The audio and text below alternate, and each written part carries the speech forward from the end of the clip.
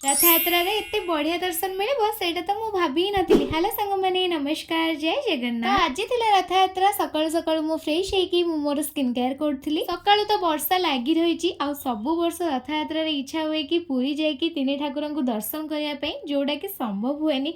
हेले किछि कथा नै पुरी न जाय परले कोन हला तिने ठाकुरन को रथ रे निहाती भाबरे दर्शन करबी। तो रेडी हे सल्ला पोरे मु जाय ठाकुरन को प्रणाम कर देइथिली आ एठी हमर ठाकुर पूजा भी सरी जाईची। ब्रेकफास्ट आज स्किप जाइतला तो ये मुझे डायरेक्ट लंच करछि जो थे चकुली पिठा और चना तरकारी तापर मु रेडी हेकी टिके वीडियो बनैली। अच्छा आपण माने मोर कुन्नी रथ मेकिंग रो वीडियो को एते सारा फॉल पाइबा देइचंदी सेत पे थैंक यू सो मच। आपण माने को भितर जो माने ई रथ मेकिंग रो वीडियो देखिनांती ताले आपण माने मोर पूर्व शॉर्ट्स को जाईकी चेक करि परिबे। तापर मु बाहरी पड़ली रथ टाणिया पई बाटरे एते सारा छोट छोट रथ देखि कि पिला बेलर कथा मने पड़ी गला। छोट बेले ई छोट छोट रथ टाणिकी एते खुशी मिलुतिला ना कहिले ना सरे। फाइनली मु आसी पहुंची जाइतिली तीन रथ पाखरे। मु जो जगह अपेक्षा करथिली सेठी को ही तीन रथ गोटे परे गोटे आसीबार थिला।